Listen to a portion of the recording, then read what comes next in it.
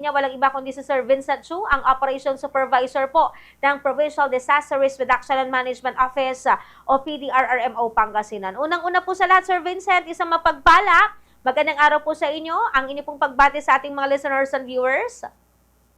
Yes ma'am, magandang umaga po sa inyo dyan sa studio at sa lahat po ng nakikinig at nanonood po ng inyong programa. Magandang umaga po sa ating lahat.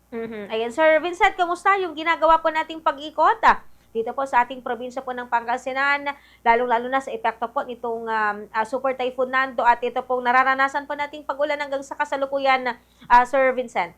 Yes po, actually tuloy-tuloy po yung ating monitoring at pakipag-ugnayan sa ating mga LGU. Kasama din po natin dyan yung mga national at yung ating mga provincial agencies para po matulungan at makita po kung ano yung mga pangunahin na pangailangan o tulong ng ating mga kababayan. Sir Vincent, ano po yung mga bayan na most affected ngayon nitong mga naranasan pong pagbaha ngayon sa province po natin?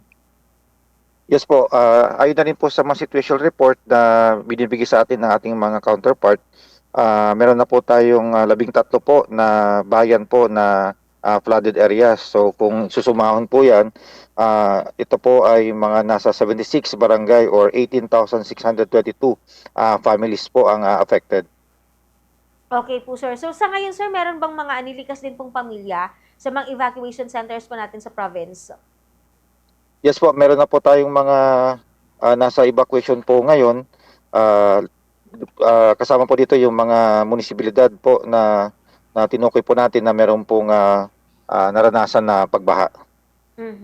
Sir Vincent, may we know, ano ba yung mga bayan at hanggang saan po yung mga tubig na nararanasan po nila sa kasalukuyan na Sir Vincent sa inyo pong monitoring?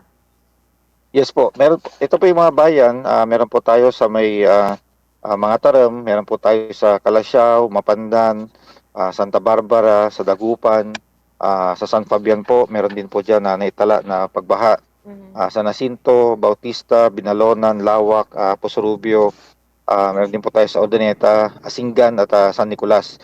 Usually po nag-range in mga 1 to 3 feet po yung range ng pagbaha o lalim ng pagbaha dito po sa mga bayan na ito. Aha. Sir Vincent, meron po tayong mga nakikita po ng mga videos sa social media na nakakaranas po sila ng mga malalakas po na aagos po ng tubig sa mga barangay, partikular na dyan po sa may bayan po ng Santa Barbara at Calasaw. Hanggang saan po ito pong ito pong nararanasan po nilang pagbaha po dyan? Yes po, usually po nasa 2 to 3 feet po yan sa mga ibang barangay. Actually po, kagagaling po namin doon. Pero so far naman po lahat po ng ating mga main roads, national at provincial ay accessible.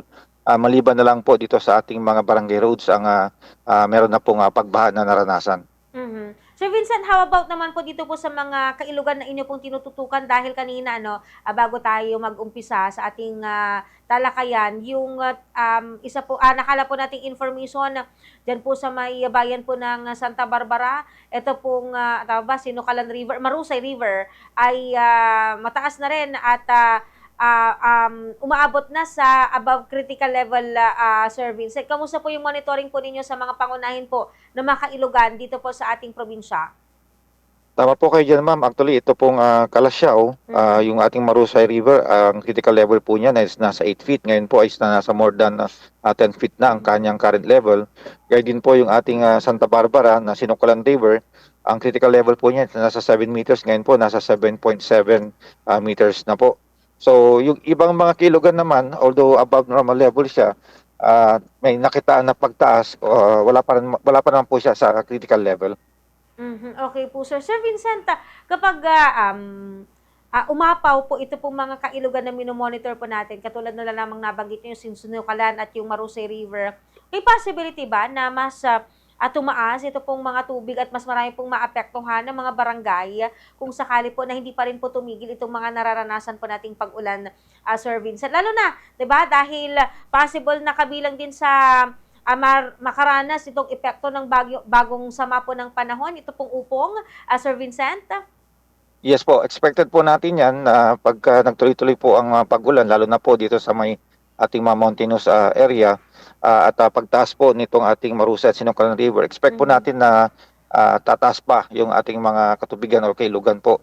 So, ina-advise po namin actually, yung ating mga ibang LGU, tuloy-tuloy po sila, nagko-conduct na po ng preemptive evacuation. Mhm. Ayan, Sir Vincent, ano ba yung mga ano, possible ba na dito po sa Pangasinan, maranasan po natin ito pong epekto nitong bagong sama po ng panahon na si Upong? Dahil doon po sa nakita po natin na yung DALG Codex, kabilang sa ang Pangasinan sa makakaranas po ng mga malalakas po na pag-ulan, sir?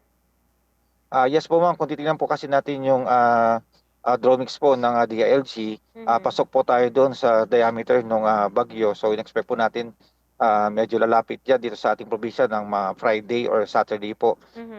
Mararanasan po natin yan. Lalo pa niyang paigtingin po yung ating habagat southwest monsoon. So expect po natin na maaari pa po tayong ulanin. Mhm. So, ibig sabihin, sir, possible na until next week, first week po ng October, ay maulan pa rin yung mararanasan po nating panahon, sir? Opo, opo, hindi natin po yan sinasantabi. Maaari pa po yan na maranasan hanggang next week po. Okay po, sir. Sir Vincent, baka meron po kayong mga paalala na is pong ipaabot sa ating mga listeners and viewers na hindi po nasakop po ng ating pagtatanong. Go ahead po, Sir Vincent. Yes po, para sa ating mga kababayan, kami po ay again nakikiusap po na kung kayo po ay nasa low-lying areas or nasa flood-prone area or nasa landslide-prone area, maaari po na kayo po ay voluntary na po na lumikas, pinapatupad ang ating mga LGU.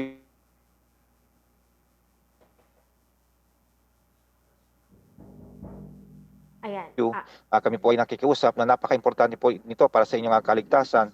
Although naintindihan po namin na ang inyong mga kabuhayan, ang inyong mga gamit, ang inyong mga alagang hayop hindi niyo po maiwanan, pero sa panahon na ito, importante pa rin po na masagi po ang inyong buhay at priority po ang inyong kaligtasan.